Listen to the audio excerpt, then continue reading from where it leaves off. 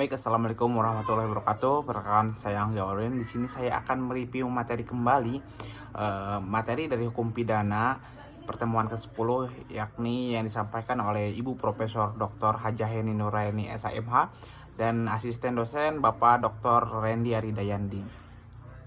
Dari pertemuan ke-10 ini, bab 6, kesalahan atau pertanggungjawaban pidana. Pengertian kesalahan. Poin pertama, merupakan unsur subjektif dari tindak pidana. Yang kedua, Genstraf Sonderschuld, yang tidak terdapat dalam KUHP tetapi terdapat dalam hukum tidak tertulis. Yang ketiga, kesalahan adalah keseluruhan syarat yang memberikan dasar untuk adanya pencelaan pribadi terhadap perbuatan pelaku tindak pidana. Terus dalam arti yuridis dibagi dua, kesengajaan, dolus atau offset. Yang kedua adalah kealpaan, culpa. Nah, unsur-unsur kesalahan yang pertama adalah kemampuan bertanggung jawab. Yang kedua adalah adanya hubungan batin antara pelaku dengan perbuatannya, yaitu yang berupa kesengajaan atau kealpaan. Yang ketiga, tidak adanya alasan pemaaf. Lanjut kita ke pengertian kesengajaan, dolus atau offset. Dalam KUHP tidak ada definisi tentang kesengajaan atau tentang dalam MPT kesengajaan diartikan dengan menghendaki dan mengetahui, willen and wetten. Jadi dikatakan sengaja apabila pelaku menghendaki apa yang dilakukannya dan mengetahui perbuatan yang akan dilakukannya, yaitu yang pertama, atas dasar itu pelaku mempunyai kehendak untuk mewujudkan wish theory atau unsur-unsur dari rumusan undang-undang. Yang kedua, selain itu pelaku juga menghendaki akan akibat yang timbul atau pelaku juga sudah dapat membayangkan akan akibat yang nanti ditimbul. Beranjak yang ke selanjutnya adalah perbedaan kedua teori ini. Dalam hal akibat dari keadaan yang menyertai, walaupun dalam praktek penggunaan teori ini sama, jadi sama gitu.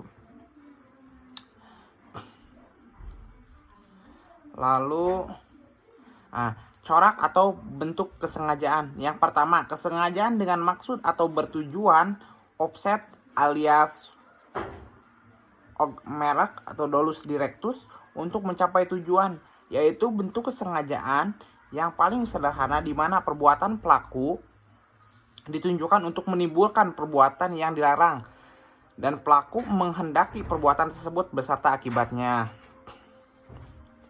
Yang kedua, kesengajaan dengan sadar atau dengan sadar kepastian atau keharusan, offset mit Zekerhead. Dalam hal ini perbuatan menimbulkan dua hal akibat, yaitu yang pertama, akibat yang memang dituju oleh si pelaku, yaitu dapat berupa delik sendiri, dilakukan sendiri, dan dapat berupa penyertaan. B. Akibat yang tidak dikehendaki tetapi merupakan keharusan dalam mencapai tujuan, sehingga akibat ini pasti terjadi atau timbul.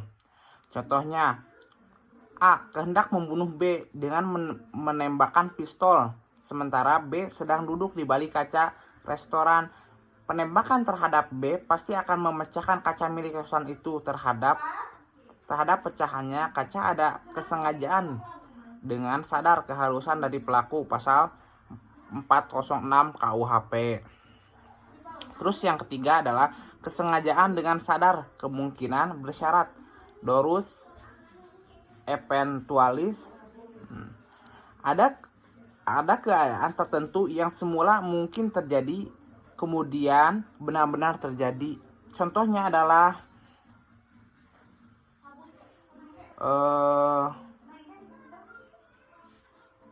Ehrenhu tadi Kots Wehausen, Noord Belanda. Mungkin itu saja review materi ke-10 ini. Sekian, terima kasih. Wassalamualaikum warahmatullahi wabarakatuh.